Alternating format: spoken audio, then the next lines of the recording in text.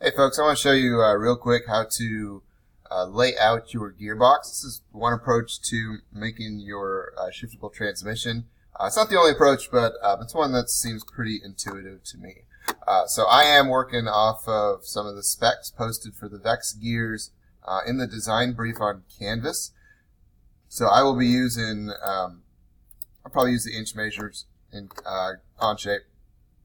So let's switch over to Onshape.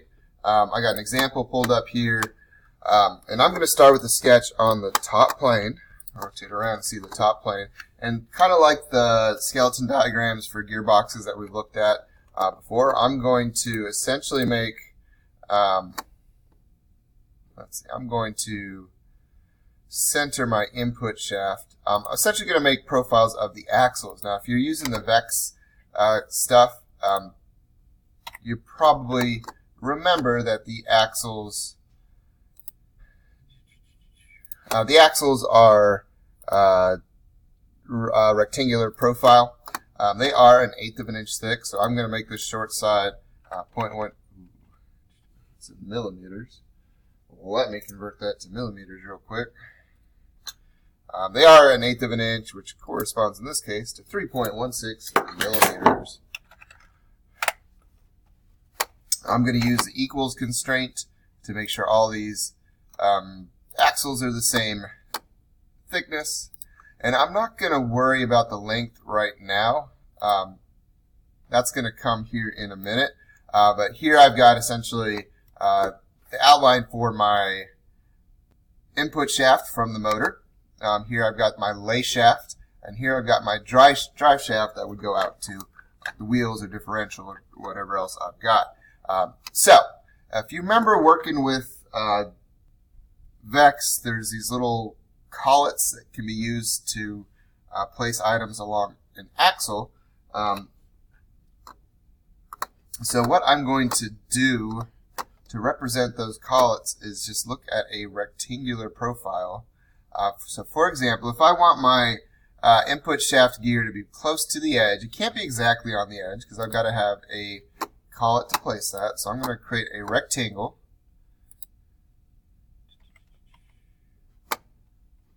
I am using the center point rectangle. I believe those are 1/4 inch, which is going to correspond to about 6 millimeters. I'm going to make the edge of this collet coincident with the edge of my axle. I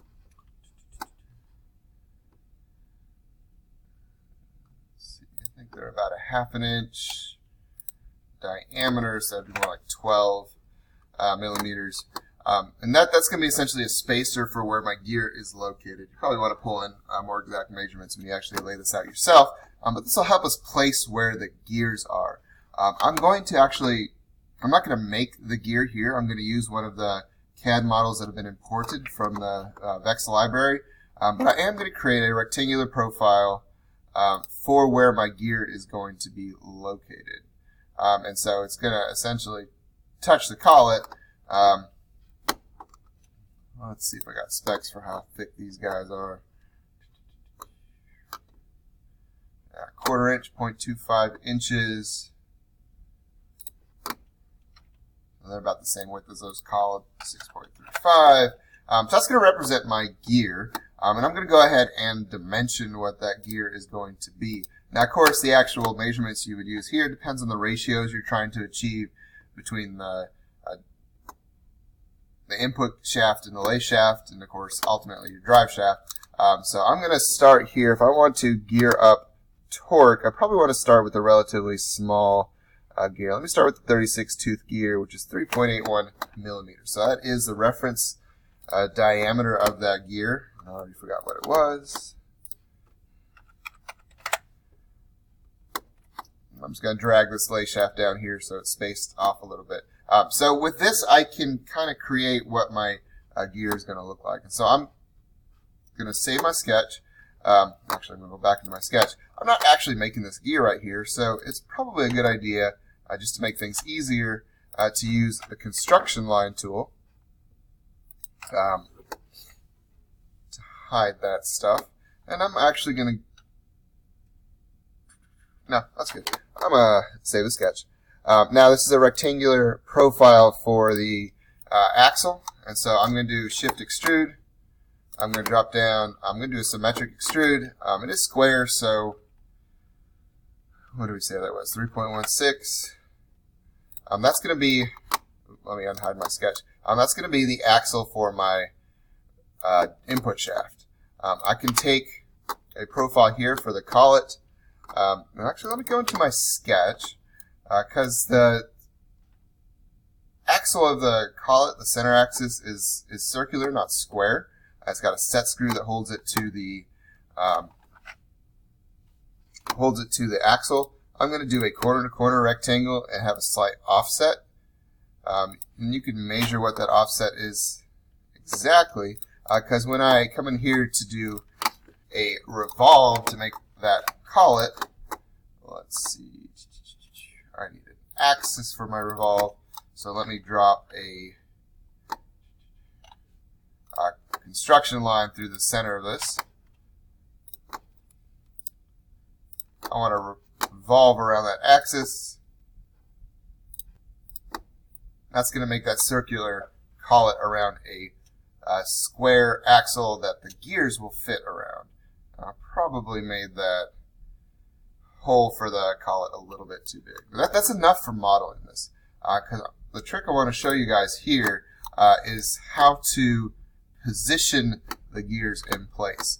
And so there's a tool here called Make Connector. Similar to the Make Connector tool in the assembly tools, I want to create a Make Connector on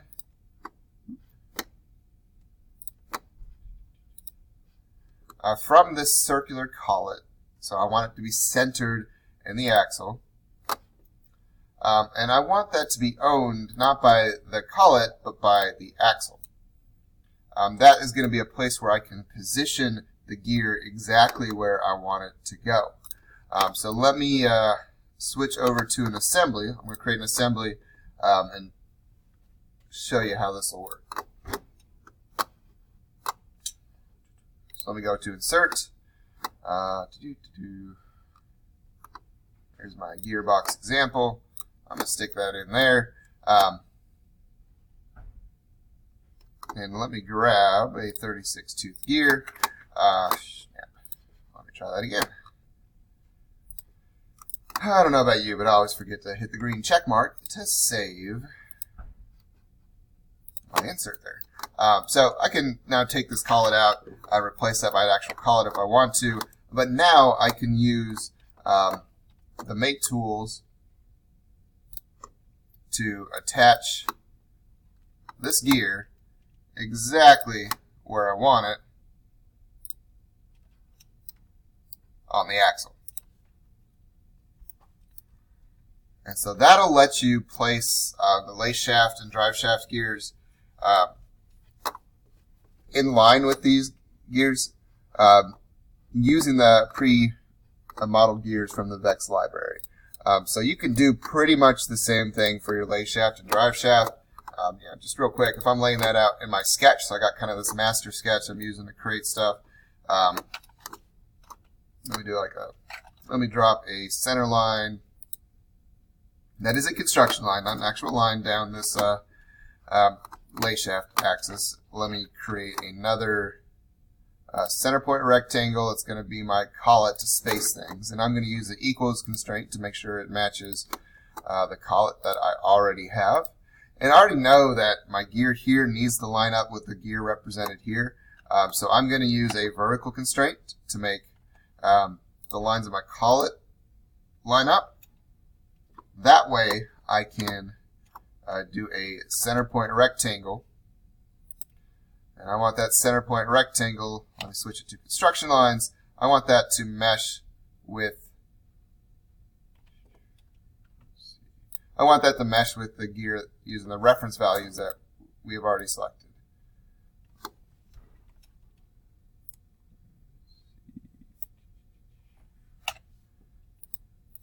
Figure out what my constraints are giving me. There we go. Right, so center point rectangle.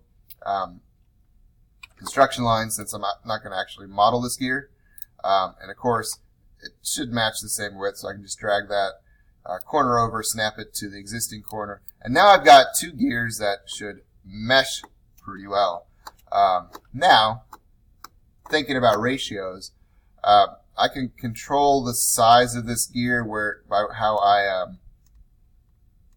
place the lay shaft away from the input shaft. So thinking about what ratio I might want, like I was saying, if I want to step up speed, I need a smaller gear on the lay shaft. So looking at my options here from the Vex gears, I would need to use a 12-tooth gear, which would be 12.7 millimeters. So I can use that to dimension the gear here, and that's going to position the lay shaft automatically. So let me do kind of the same process we already did for the other gear real quick. Let me use a corner-to-corner rectangle to create an offset for the collet so that it can actually fit around the axle.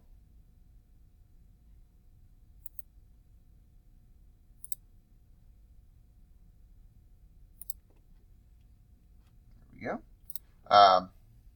I'm going to take, again, a revolve around the center axis of the lay shaft. So that's another collet. I guess I should go ahead and extrude the lay shaft. So again, a symmetric extrude. Match the diameter you already have. Let me include that into. And I'm going to do the same thing with the mate connector. I'm going to select a mate connector. I'm going to use the collet to create a mate connector that's centered at the edge of the collet, because that's where my gear is going to need to line up with. And I want the owner of that part to be the axle itself. So save that, switch back to the assembly.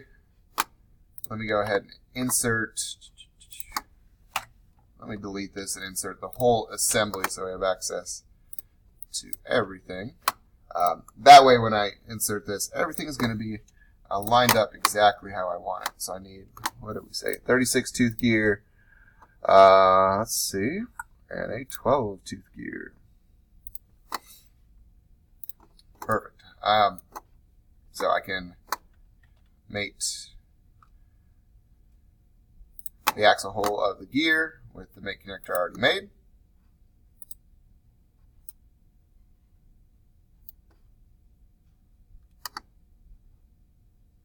And let me do the same thing to the 12-tooth gear. I'm going to mate that.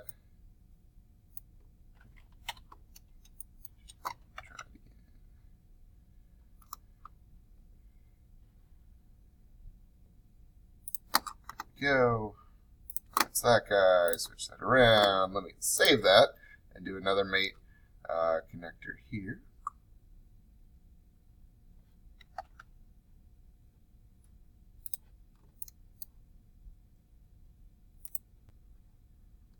And now I got a slight problem. They're not aligned. So I've got the incorrect spacing for these gears. But since I use this sketch method to set up the layout for this gear shaft, I can use that to change pretty much everything with my spacing. And it should update in my assembly automatically. So let me see if this will give me a distance measurement.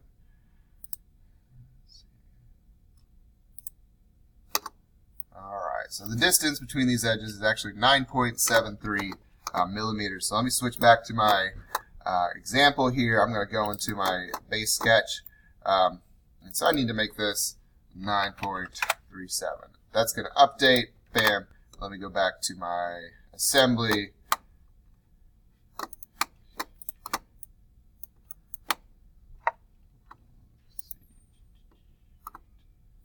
Let me check and make sure I save stuff.